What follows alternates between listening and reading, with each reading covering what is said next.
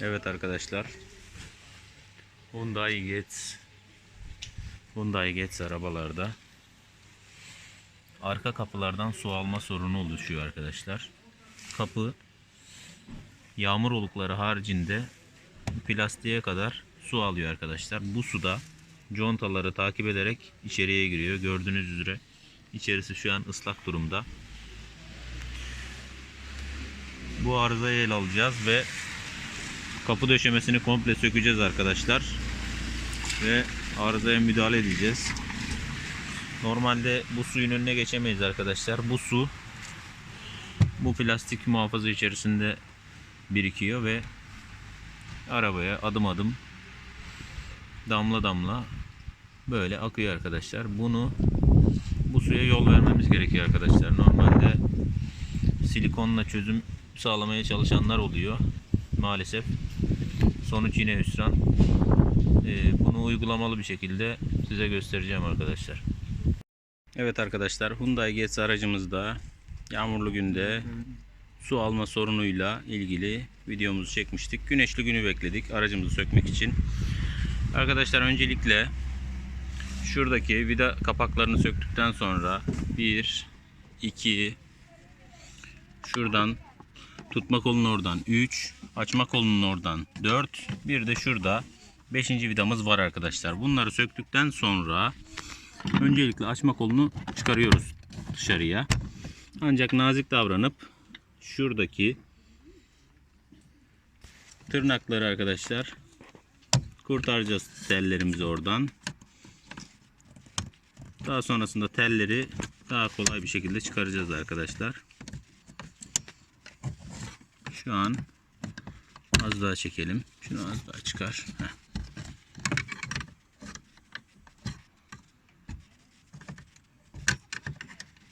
Evet.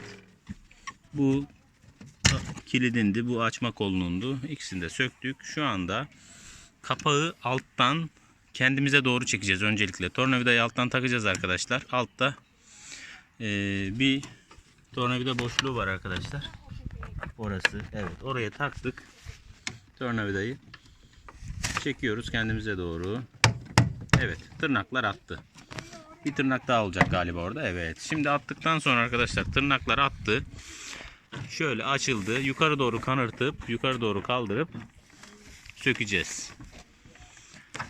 Evet. Bir saniye, hoparlör kablosuna dikkat edeceğiz. Hoparlör soketini sökeceğiz. Yok, hatta cam otomatiğinin soketi imiş arkadaşlar o. Şimdi arkadaşlar sorunumuza gelecek olursak döşemeyi söktük. Sorunumuz şundan kaynaklanıyor arkadaşlar. Daha önceki müdahalemizde su, normalde her araba su alır. Su kanallarından aşağıya akar. Ancak bu arabalarda arka hoparlör olduğu için arka hoparlörün arka mıknatıs kısmına su düşüyor ve alttan süzülerek hoparlör kısmından içeri akıyor. Normalde kanal bu metalin içinde ama metalin dışına aktığı için su buradan döşemeden içeriye akıyor arkadaşlar. Şimdi hoparlörü söküp arkasına sağlam bir, yani normalde bu şekilde naylon malzemeler biliyorsunuz 100 yıl kadar ömrü var. Çürümüyor uzun süre. Bu tür materyallerle arkadan suya sadece bir oluk yapacağız. Çok fazla bir işlem yapmayacağız. Hoparlörleri sökelim.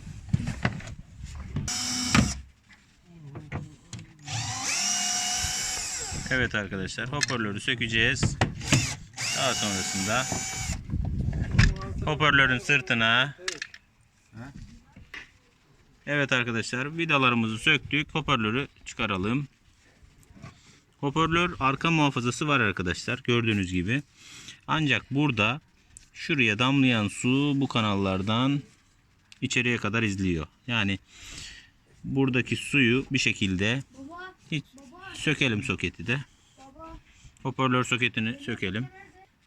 Evet arkadaşlar, buraya uygun, normalde kolay kolay çürümeyecek sağlam bir naylon materyali buraya uygulayacağız arkadaşlar. Hoparlörü üzerine oturtturacağız ancak bu alt tarafı, naylonun alt tarafı suya yol vermek adına burada kalmayacak. Alt tarafı komple içine ittireceğiz arkadaşlar. Alt tarafı komple şöyle. Şu alt tarafı komple içine ittireceğiz. Daha sonrasında hoparlörü yerleştireceğiz. İttirelim. Komple içeride kalacak o. Komple alta kadar ittirelim, ittirelim, ittirelim. İttir. Evet. Şimdi arkadaşlar bakın şuradan akan sular, yani şuradan gelen sular naylona, burada naylona çarpacak. Artık hoparlörümüze temas etmeyecek. Oradan da arkadaki normal arabamızın mevcut olan su oluklarına, şu görmüş olduğunuz su oluklarına akacak arkadaşlar. Yani biz suyun önüne geçemeyiz. Silikon falan sıkan arkadaşlar oluyor. O bir çözüm değil. Ona dikkat etmemiz gerekiyor. Şimdi bu haliyle vidalayabiliriz. Daha sonrasında naylonun fazla gelen kısımlarını kesebiliriz. Bu daha önce de uygulandığı için arkadaşlar bunda çözüm, yani garanti diyeyim ben size. Daha önce de uyguladık kendi aracımızda. O yüzden paylaşıyorum bu videoyu. Kesinlikle bu çözümden memnun kalacağınızı düşünüyorum. Daha sonrasında buradaki fazlalıkları makas yardımıyla kesebilirsiniz arkadaşlar.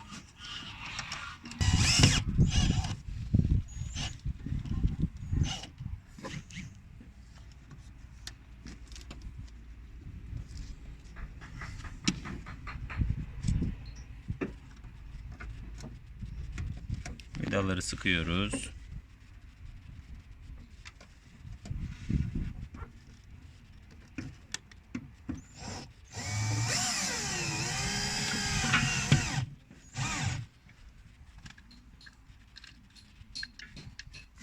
Vidaları sıktıktan sonra aynı şekilde burayı yukarıdan oturtturacağız öncelikle.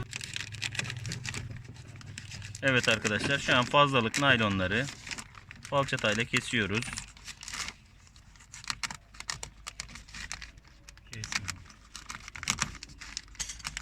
Bunlara gerek kalmadı. Zaten asıl işi yapacak içeride.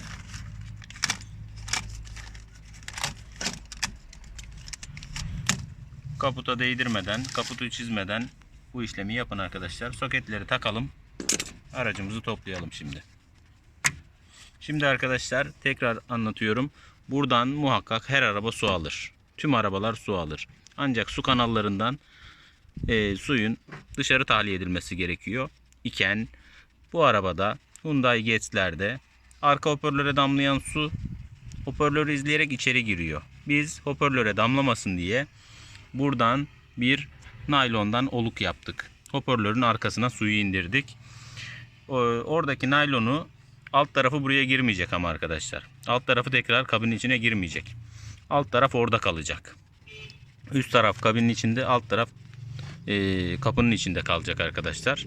Öyle söyleyeyim size. Şu an son hali bu. Aracımızı topluyoruz. Evet arkadaşlar, yine şuradaki metal oluğumuza buradaki kilit plastik oturacak şekilde öncelikle yukarıya oturtturuyoruz. Sökerken öncelikle aşağıyı kendimize doğru çekmiştik. Sonra yukarıyı kaldırmıştık. Şu anda evet, şu an tık oturdu arkadaşlar. Şimdi aşağıdaki tırnakları bastırarak oturtuyoruz. Tık tık sesini duyacağız. Yumruklayın hafiften. Evet, tamam. Şimdi kilit ve evet arkadaşlar, bu materyalleri de temizleyelim. Temizleyip takalım. Daha sonrasında sıkıntı olmasın. Hatta mümkün ise yağlamakta fayda var. Yaylı, menteşeli kısımları görüyorsunuz. Yılların birikimi, yaklaşık 16 yaşında bir araba. Bu kadar toz birikmesi de normal. Evet, şimdi kapı ve kilit mekanizmasının montajına geliyor arkadaşlar sıra. Öncelikle aynı işlemin tersini göreceğiz. Öncelikle metal aksam takılıp sonra plastik kilitleri yerine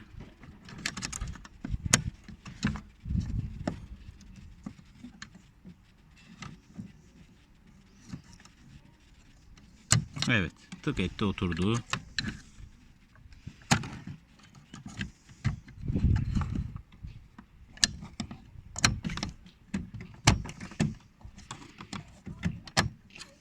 Evet arkadaşlar, tık etti, oturdu. Şu anda montaja hazır.